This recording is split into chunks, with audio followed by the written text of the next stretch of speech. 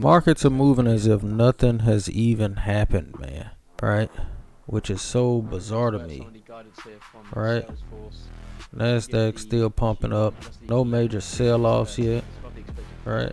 Major rips for the day. Few tools that I use though when it's range time. Right? Main one is always the VWAP. I use the monthly, weekly, and daily VWAPs. Right? And those give me statistical ranges that the market is going on. Right? Major reason I like them is because they're static. Right? Unlike a moving average that changes depending on the time frame. Right? These don't. They literally stay exactly in place. Right?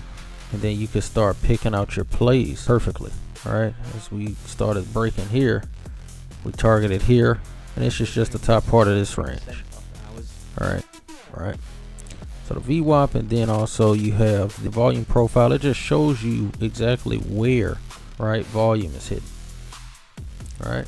Now the major benefit that I like on, right, these reversal zones are all damn near super accurate, right? And it's just the edge of the profile, and then you get expansion, right?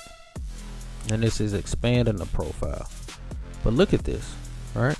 So the main thing, volume profile, and the VWAP is just basically, I like to use it as a statistical constant moving average, right? With your bands, with your standard deviations.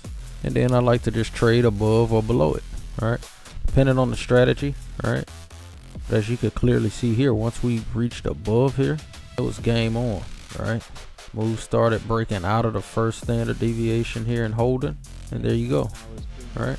Of course, nothing is 100%, right? So the point is not to be 100%. The point is to be able to manage risk and also get the right entries, and then be able to hold on for the ride, right? And getting out fast. So definitely stay tuned. Be sure to subscribe to the channel and be dropping more videos like these. Let's get it.